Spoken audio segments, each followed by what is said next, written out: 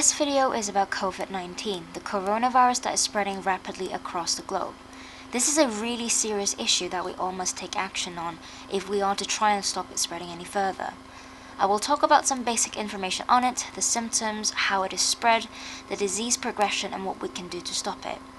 Please be aware that I do not claim to be the expert on this. The information I'll share with you is what is found online, on official government websites such as the NHS and CDC in America, the BBC News, plus any other information for Wikipedia summaries, which has official scientific, peer-reviewed papers to back up these findings. I'll put a link to as many as I can see that are relevant, but keep in mind the numbers are changing and the virus can mutate, so when you watch this video, whenever that might be, my information here may no longer be up to date. Please check the official government website and reliable news sources for updated information. So here are the basics. COVID-19 stands for Coronavirus Disease 2019. It was previously known as the Wuhan coronavirus, as it originated from the city of Wuhan in China, specifically in the Hunan seafood market. The incubation period, which is the time it takes for the symptoms to show after the primary infection, is on average 2 to 14 days. However, there are cases where patients don't show the symptoms until 24 to 27 days later. The symptoms are as listed here. As you can see, they are very much like a common cold or a flu. But make no mistake, it is not like a flu. It is much worse, as you'll see later on as we talk about the disease progression. What makes this worse is that there are many cases where people do not show any symptoms whatsoever, meaning they won't even know that they're already infected. These people will then carry on with their normal daily routine, which then spread the virus to whoever they meet. This is why drastic measures, such as large-scale quarantine, need to take place to prevent community spreading from happening. Based on the current statistics, the death rate is around 2 to 3%. However, it is likely to increase in the next few days. The death rate is even higher at around 15 to 20% for anyone above the age of 80. Compared to the death rate of flu in the States, which is about 0.15%, you can really see the seriousness of COVID-19. On that note, let's look at some statistics. When the virus started spreading initially, it killed many people in China. The total number of deaths in China occurred during that first month exceeded the total number of deaths caused by SARS globally in 9 months, which is in 2003. In other words, COVID-19 killed more people in 1 month in one single country compared to SARS globally in 9 months. Now let's look at the numbers in the UK. On the 1st of March, which was last Sunday, there were 35 confirmed cases in the UK.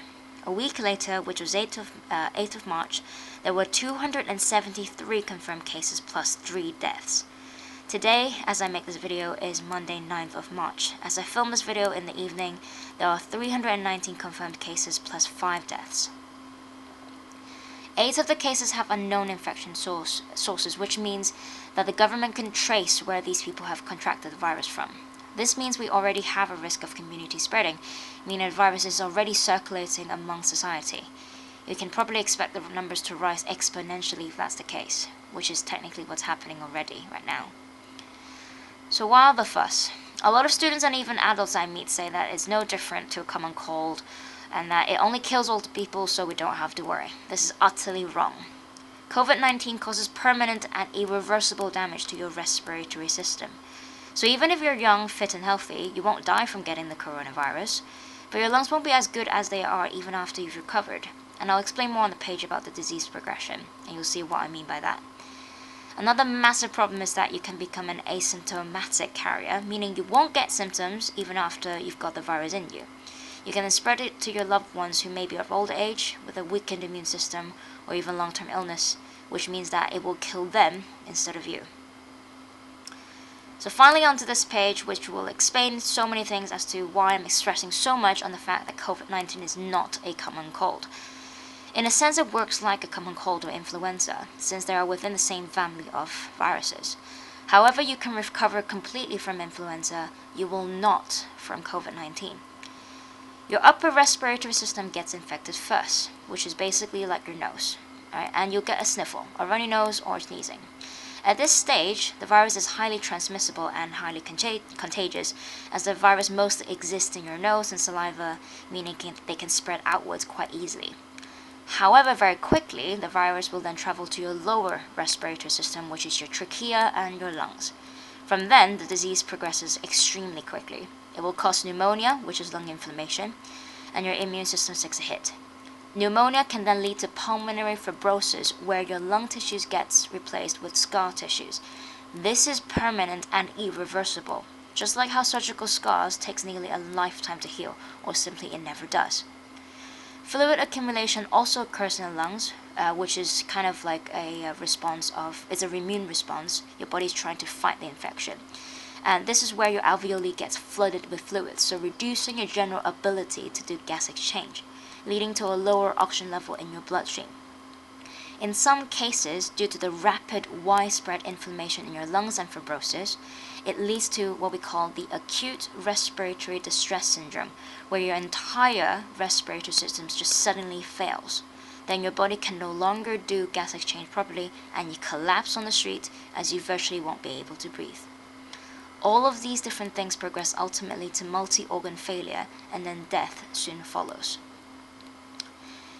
As I mentioned, all of this happens and progresses very, very quickly. For someone with underlying health problems, this can happen in days.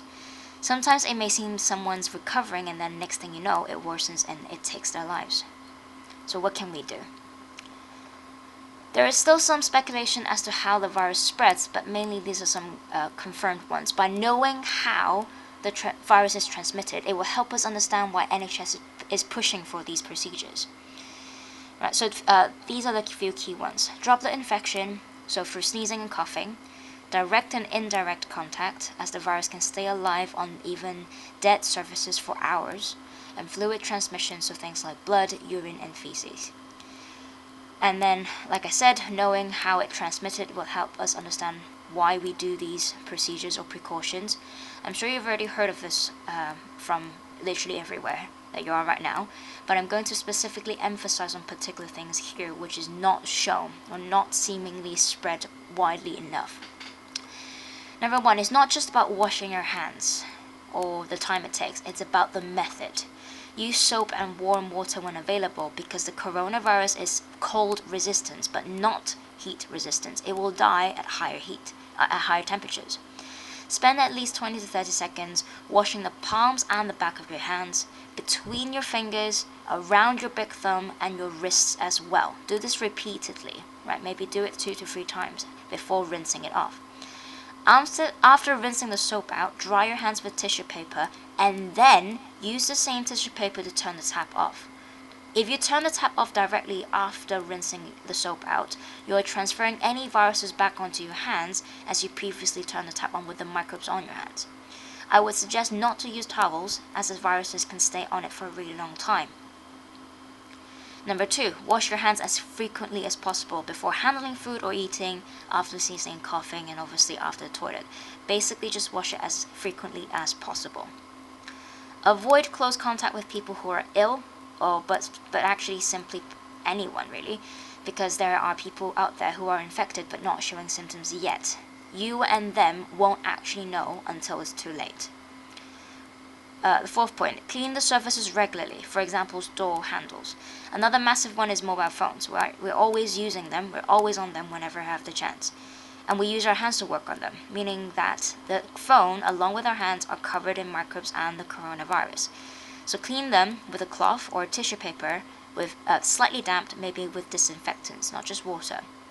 Right, don't soak it obviously in disinfectants or water, it will just damage your phone. So be sensible, just maybe wipe the surfaces as much as you can.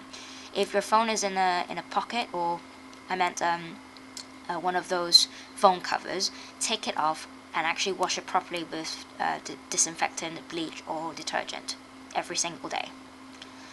The last point, which a lot of people don't really do because it's not seemingly that big of a thing, is to close the toilet lids before flushing. Right? The lid over your toilet seat is not for you to just sit on it. It's to prevent your processions from falling in accidentally, but even more so to keep any fluids from the toilet inside the toilet from coming out.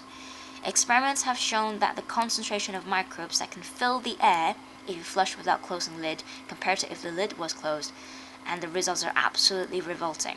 The virus can be in your fluids, such as your urine and your feces. So if you flush without closing the lid, the virus will literally be flushed into the air that you're in at that moment and hover in the toilet for some time and cover the surfaces around the toilet, such as the wash basin where you wash your hands, the towels that you hang near your bathtub or shower cubicle. And imagine if you use that towel later on after your shower, you'll be literally wiping pee particles, poo particles, and coronavirus onto your own body. I appreciate that this is a lot of information, and I'm sure you can find more online, but please, the idea is take this seriously.